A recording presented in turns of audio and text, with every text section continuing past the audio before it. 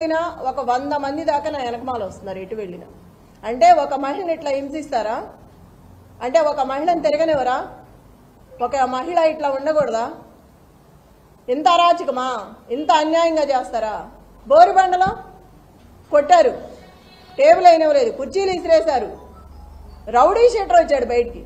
ఒక రౌడీ షీటర్ని ఆంబోతులా వదిలేసి మీదకి రచ్చ చేసి వాడిని వెనక తీయకోకుండా కార్యకర్తలు ఏంటిది అని అడిగితే ఎఫ్ఐఆర్ బుక్ చేసి లోపల పడేస్తాను నోరెత్తితే అని అంటున్నారు పోలీసులు.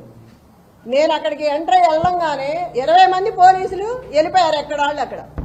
ఒక మహిళ వచ్చినప్పుడు ఉండాలా అండగా? వెళ్ళిపోతారు ఏటాళ్ళు అటు పారిపోయి. ఇంత దొంగల్లాగా ఎందుకు చెప్పండి? పోలీసు సోదరులకు ఒకటే చెప్తున్నా, నేను జెన్యూన్గా ఉండండి. ఒక మహిళకి సపోర్ట్ చేయమని నేను అడగట్లేదు. ఎవరి పని వాళ్ళని చేసుకునివ్వండి. అంత భయపడాల్సిన అవసరం ఏముంది? ఒకళ్ళ కింద పని చేయట్లేదు కదా మనం. అంత భయపడి నన్ను భయపెట్టాల్సిన అవసరం ఏముంది? ఏ డివిజన్లో ఏ బూతులకి వెళ్ళినా ఇదే గొడవ. ఇప్పుడు కూడా బిర్యానీలో డబ్బులు పెట్టిస్తున్నారు. అంత కర్మేం పట్టింది? అంత ఓడిపోతామని అంత భయం ఎందుకు వేసింది? ప్రజల్ని మభ్యపెట్టి భయపెట్టి ఇళ్లలోంచి బయటికి రానివట్లా. ప్రజలకు ఒకటే విజ్ఞప్తి చేసుకుంటున్నా, నేను ఎవ్వరూ కూడా భయపడుకోకుండా బయటకు వచ్చి ఇంకా 4 గంటల టైం ఉంది. దయచేసి ఓటు వినియోగించుకొని ఓటు వేసి మీరు రౌడీజాన్ని అరికట్టి రేపు ఇలాంటివి లేకుండా ఉండాలంటే ప్రతి ఒక్కళ్ళు బయటకు వచ్చి ఓటు వేయాలి. ఇంతకుముందు అధికారంలో ఉన్న బిఎస్ పార్టీ ఇలాంటి ఎలక్షన్స్ చాలా చేసింది, కానీ ఎప్పుడు చేయలేదు.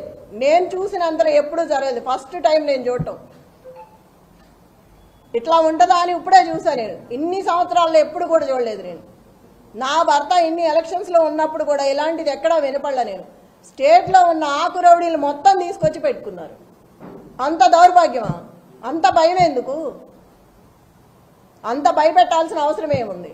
దయచేసి మళ్ళీ చెప్తున్నా, ఓటు హక్కు వినియోగించుకోండి బయటకు వచ్చి. ఇట్లాగే ఉంటే మళ్ళీ రేపు ఈ గోండా రాజ్యమే ఉంటుంది. మీరు కనుక పార్టీని గెలిపించుకుంటే రేపు మీకు అండగా ఉంటుంది. ఇప్పుడు ఏం జరిగినా నేను చూసుకుంటాను. ప్రజలందరినీ మీకు అండగా ఉంటా, మీ వెనకమాల నిలబడతా, పార్టీ అండగా ఉంటుంది. ఏదైనా సరే 13వ తారీఖు వరకు ఎంత ఇబ్బంది అయినా పెట్టండి, ఎంతైనా భయపెట్టండి, కానీ 14వ తారీఖు తర్వాత మాత్రం మాదే. అప్పుడు చెప్తాం ఒక్కొక్కళ్ళ పని ఎవడేంటనేది. అప్పుడు చూసుకుంటాను. నేను ఎవరేం చేస్తారో ఇవాళ గుర్తుపెట్టుకుంటాను. పనికి మాలిన ఆకురౌడీ కూడా నోరెత్తి మాట్లాడుతున్నాడు ఇవాళ.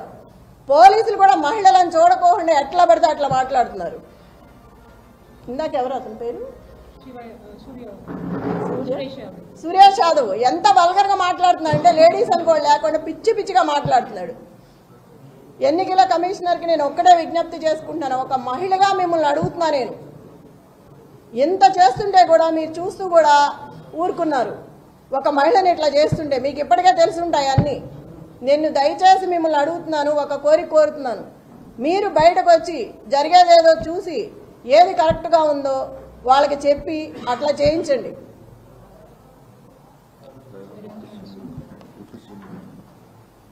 ఈ బట్టి విక్రమార్క మొత్తం జూబ్లీ హిల్స్ అంతా రౌండ్లు వేస్తున్నాడు. అవసరం ఏంటి? ఎమ్మెల్యే ఎవరు పేరిందా కూర్చొని ఉన్నాడు టేబుల్ దగ్గర? ఐలయ్య. అతనికేం పని టేబుల్ దగ్గర? చిటీలు ఇవ్వడం అవన్నీ అతనికి ఏం అవసరం? అసలుకి వీళ్ళందరూ రావాల్సిన అవసరం ఏంటి? విప్పులు కానీ ఎమ్మెల్యేలు కానీ మినిస్టర్లు కానీ వీళ్ళందరూ రాత్రి నుంచే తిరుగుతున్నారు. అవసరం ఏంటి జూబ్లీ హిల్స్లో వీళ్ళకి? లోకల్ నాన్ లోకల్ మాట్లాడుతున్నారు. మరి రజియా ఇంటికి వెళ్ళి బోరుబండలో సైట్ 3లో ఆ అమ్మాయి కూర్చుందని గట్టిగా మాట్లాడుతుందని ఇంటికి వెళ్ళి గొడవ చేశారు రౌడీల్లాగా పోలీసులు. ఆ అమ్మాయి మీద కూడా గొడవ చేశారు కూర్చోవద్దని. టేబుల్స్ ఇవ్వట్లా, కుర్చీలు ఇవ్వట్లేదు. ఆ టేబుల్స్ తీసుకొచ్చి పోలీసులు సందు చివర 3 అడ్డం పెట్టుకున్నారు. అవి ఎవరికి అవసరం? వాళ్ళ దగ్గర లాక్కొచ్చి మీరు ఎందుకు వేసుకోవాలి? ఆ కుర్చీలన్నీ విసిరేసి వాళ్ళు ఎట్లా కూర్చుంటారు? నైట్ అవుతుందో ఎంత టైం అవుతుందో తెలియదు. మహిళలు ఉన్నారు, ప్రెగ్నెన్సీ ఉన్నారు. అక్కడ అంతమంది జనాన్ని భయపెట్టి టేబుల్స్ తెచ్చి బయటకు వేసుకోవాల్సిన అవసరం ఏంటి? ఇంత దౌర్జన్యమా? పోలీసులకు కూడా ఉండాలి కదా, మనం ఏం చేస్తున్నాము, ఇది తప్ప ఒప్ప అని తెలియదా? చిన్నపిల్లలేం కాదు కదా. అదేమంటే క్వశ్చన్ చేస్తున్నారు తిరిగి. ఆ క్వశ్చన్ చేసే ముందు మనం ఏం చేస్తున్నామో తెలియాలి కదా. మాట్లాడితే సీఏ అంటారు, ఏదేదో మాట్లాడుతున్నారు. నాన్నే భయపెడుతున్నారు వెళ్తుంటే. అంత 30 మంది 50 మంది 100 మంది పెరుగుతూనే వస్తున్నారు కానీ తగ్గట్లేదు. 2 నిమిషాల్లో వస్తున్నారు. మరి ఎవరు చెప్తున్నారో నాకు తెలియదు. నేను ఎక్కడికి వెళ్తే అక్కడికి వస్తున్నారు నాతో పాటు, గుంపుగా వచ్చేస్తున్నారు. పోలీసులు కానీ రౌడీలు కానీ ఆ చుట్టూ ఉన్న జనం కానీ. ఎదుగో ఇప్పుడే వచ్చేటప్పుడు చూసా 150 మంది కూర్చున్న టేబుల్స్ నేను గొడవ చేసి వచ్చానని ఒక 6 నుంచి మిగతాయి తీసేశారు. ఇప్పుడు వస్తా చూసాను ఈ కార్లు. ప్రతి చోట ఇలాగే ఉంది. మేము ఇక్కడి నుంచి అవతలకి వెళ్తే ఇక్కడ మొదలు పెడుతున్నారు, మళ్ళీ అటు నుంచి ఇటు వస్తే అటు మొదలు పెడుతున్నారు. ఎన్ని చోట్ల ఆపుతాము? ఎంత